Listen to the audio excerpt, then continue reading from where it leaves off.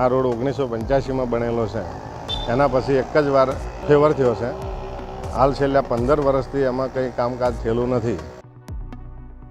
સુંઢા ગામથી કુંભાસણ જવાનો જે રોડ છે તે બહુ ભયંકર પરિસ્થિતિમાં છે. બહુ મોટા મોટા ખાડા પડી ગયેલા છે. દવાખાને જવા માટે ગમે ત્યારે બહુ તકલીફ પડે છે અને 10 મિનિટના રસ્તામાં અડધો કલાક થઈ જાય છે. તો સાધન ટાઈમનો બગાડ થાય છે.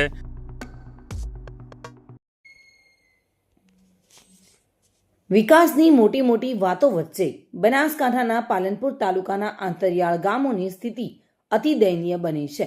પાલનપુરના સુંઢા અને સામઢી સહિત 4 ગામોને જોડતો મુખ્ય માર્ગ એટલી હદે બિસ્માર થઈ ગયો છે કે લોકો હવે ત્રાહિમામ પોકારી ઉઠ્યા છે.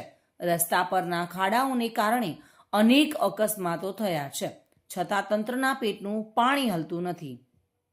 જી હા, આ દ્રશ્યો છે પાલનપુર તાલુકાના કુંભાસણ માર્ગના, જે સુંઢા અને 3 સામઢી ગામો એટલે કે સામઢી રાણાજીવાસ, સામઢી મોટાવાસ અને સામઢી નાણાઢીવાસને જોડે છે. અંદાજે 8 કિલોમીટરનો આ રસ્તો છેલ્લા ઘણા વર્ષોથી બિસ્માર હાલતમાં છે. રસ્તા પર મસ્ત મોટા ગાબડા પડી ગયા છે, જેના કારણે વાહન ચાલકો જીવના જોખમે પસાર થવા માટે મજબૂર બન્યા છે. સ્થાનિકોના જણાવ્યા અનુસાર જે અંતર કાપતા માત્ર 10 મિનિટ થવી જોઈએ, ત્યાં અત્યારે ખાડાઓને કારણે 20થી 25 મિનિટનો સમય વેડફાઈ રહ્યો છે. આ રસ્તા પર અવારનવાર અકસ્માતો સર્જાય છે અને નિર્દોષ લોકોએ જીવ પણ ગુમાવ્યા છે. જોકે આ સમસ્યા કોઈ આજકાલની નથી. સ્થાનિકોએ આ અંગે સ્થાનિક ધારાસભ્યથી લઈને મુખ્યમંત્રી સુધી લેખિતમાં અનેક વાર રજૂઆતો કરી છે, પરંતુ તંત્ર દ્વારા માત્ર આશ્વાસનો જ મળી રહ્યા છે. નક્કર કામગીરી થતી નથી. તંત્રની ઉદાસીનતાને ગ્રામજનોનો રોષ હવે 7મા આસમાને છે. ગ્રામજનોએ હવે ચીમકી ઉચ્ચારી છે કે જો આ માર્ગનું તાત્કાલિક નવીનીકરણ કરવામાં નહીં આવે તો તેઓ ઉગ્ર આંદોલન છેડશે. હવે જોવાનું એ રહ્યું કે કુંભકર્ણ નિંદ્રામાં પોઢેલું તંત્ર ક્યારે જાગે છે અને આ 4 ગામોની વ્યથાનો અંત ક્યારે આવે છે.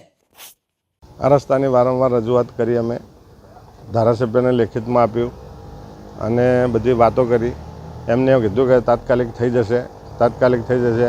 આ રોડ 1985માં બનેલો છે. એના પછી એક જ વાર ફેવર થયો છે. હાલ છેલ્લા 15 વર્ષથી એમાં કંઈ કામકાજ થયેલું નથી. બરાબર. અને હાલ કોઈ પણ મોટી તકલીફો છે. ડિલિવરીમાં જવું હોય તો તકલીફ છે. કોઈ બી માણસ બીમાર થાય તો કુંભાસણ જે જવું હોય તો 8 કિલોમીટરના અંતરમાં મને અડધો કલાક લાગે છે. એટલે ઝડપી થાય. વારંવાર અમે ધારાસભ્યને કેટલીય વાર લેખિતમાં પણ કીધું.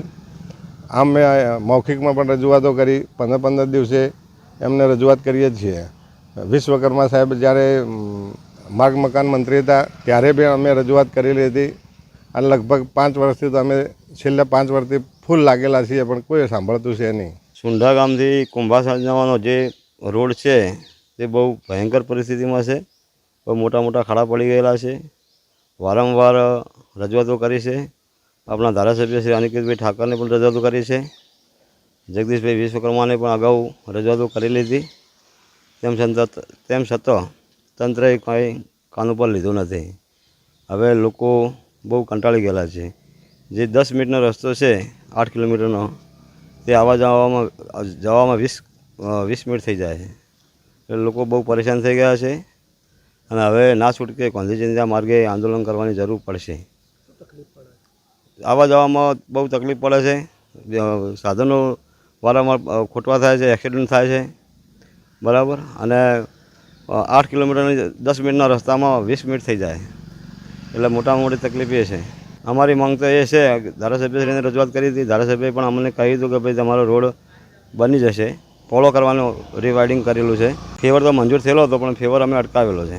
કારણ કે હવે આ રોડ ઉપર જો રીવાઇડિંગ ના કરવામાં આવે અને પોળો કરવામાં ના આવે તો અકસ્માતો બહુ થાય છે. અને અકસ્માતોના કારણે લોકોના જીવ જોખમમાં છે અને અમુક તો લોકો એક્સપાયર પણ થઈ ગયેલા છે. સુંઢાથી કુંભાસણ જવાનો જે માર્ગ છે એ 8 કિલોમીટરનો માર્ગ ઘણા લગભગ છેલ્લા 7-8 વર્ષથી બિસ્માર હાલતમાં પડ્યો છે. વારંવાર રજૂઆત કરવા છતાં એનું કોઈ જે સોલ્યુશન થતું નથી. અને ગામના લોકોને પાલનપુર જવા માટે, દવાખાને જવા માટે ગમે ત્યારે બહુ તકલીફ પડે છે અને 10 મિનિટના રસ્તામાં અડધો કલાક થઈ જાય છે. તો સાધન ટાઈમનો બગાડ થાય છે, ઈંધણનો બગાડ થાય છે, તેમજ લોકોના સાધન બગડે છે, અકસ્માત થવાની ભીતિ રહે છે. નાના મોટા અકસ્માત તો ઘણા થાય છે. એટલે અને કુંભાસણ અને પાલનપુર જવા માટે વિદ્યાર્થીઓને પણ અગવડ પડે છે.